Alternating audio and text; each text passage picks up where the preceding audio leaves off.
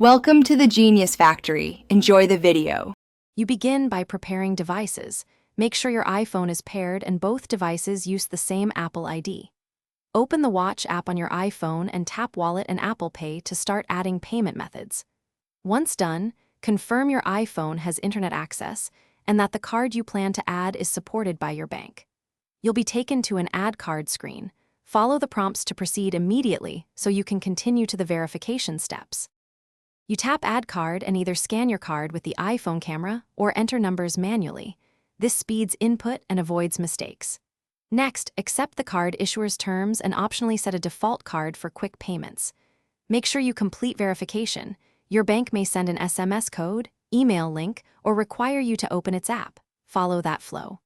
Once verified, your card appears in Wallet on both iPhone and Apple Watch, ready for you. You pay by double pressing the side button, which brings up your default card. Then hold the watch face near the reader until you see a subtle tap and a green check mark.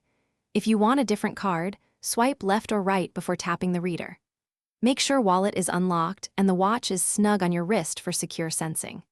If a payment fails, check card status in the Watch app, confirm verification, and restart your watch as the first troubleshooting step.